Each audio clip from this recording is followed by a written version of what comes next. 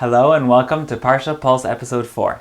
This week's Parsha is Parsha's Vayeira, and it starts off with Abraham recuperating from his circumcision. And God comes to visit him, setting an example of how important it is to visit someone who is sick.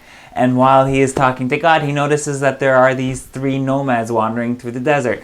So he asks God to wait for a minute, and he goes and he welcomes these nomads in, and he feeds them and he takes care of them. And it turns out that they are actually angels in disguise, and they came to inform him that he and his wife Sarah are going to have a child, despite their old age. Then the Torah tells us how these 3 angels proceeded on to the city of Sodom, where they were going to destroy the city, but first they were going to rescue Abraham's nephew Lot. And when they get to Sodom, Lot invites them into his house and he takes care of them. And the inhabitants of Sodom get very upset because they do not believe in engaging in acts of kindness, and they congregate outside Lot's house wanting to assault these guests. When the crowd gets rowdy, the angels cause temporary blindness for other people so that they can take out Lot, and they rescue him from the city, after which the entire area is destroyed. Lot and his 2 daughters hide in a cave, and the daughters are convinced that the entire world has been destroyed, so they caused Lot to get extremely drunk, and they seduced him in the hope of creating a future for the world. Next, the Torah tells us how Abraham moved to the city of Gerar. After his wife was presented as his sister, the king Abimelech takes her into his palace. Then his entire household is inflicted with a terrible disease, and he has a dream where God tells him the reason for this is because he took Sarah. He quickly returns Sarah to Abraham, and he showers money and gifts upon them, and his entire household is healed. We are then told how Sarah, at the age of 90, gives birth to a baby boy, and after 8 days he is circumcised and named Isaac.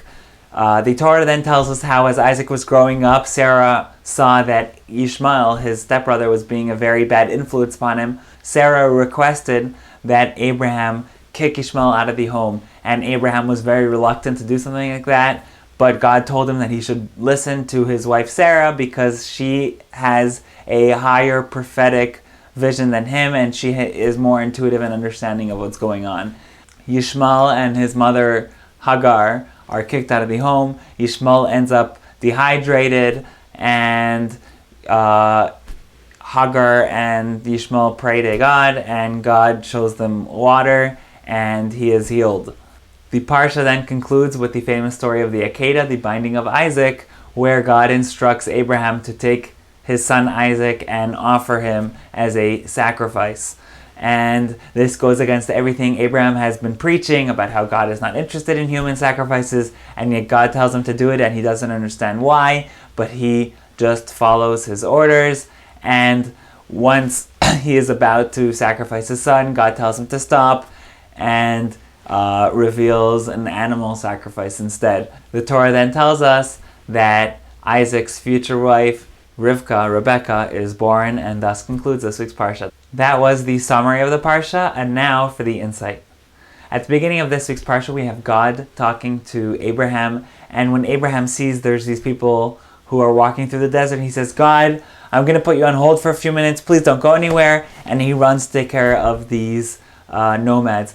And the question is, how can someone behave in such a disrespectful way towards God? I mean, if we just imagine that the person who he was talking to was a prime minister or a president, no one would behave that way and say, okay, just wait here for a few hours while I feed people.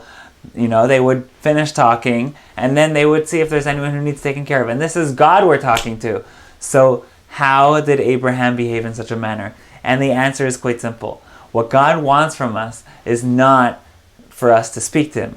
He wants us to try to emulate him, to become more like him, to become more godly. And that's why God says, V'halachta b'drecha, you should walk in my ways. Just like I am sensitive towards people's needs, you should also be sensitive towards them. Just like I am a giver, you should also be a giver. And that's what Abraham was saying. Abraham was saying, I know we are communicating now and you're teaching me important things, but I know what you really want from me is to be more like you and to do acts of kindness and acts of charity. And it's somewhat reminiscent of someone who is heading to a CPR class, a first aid class, and then on the way he sees someone who collapses and needs some CPR performed on him. So he goes and he helps him and he saves his life. And then he walks into the class late and the teacher's like, I don't understand. How can you come into a class that's so important about saving people's lives? How can you arrive late? And the student answers very simply, rather than learning about saving lives, I was actually saving someone's life. And that is a similar concept, and hopefully we can also do that in our everyday lives when we're walking around, going places, even if we're busy with something very important. If we see someone around us who is in need of help or sensitivity or a kind word, we should be sensitive to that and we should help them. And we have a great week and a great Shabbos, and looking forward to next week.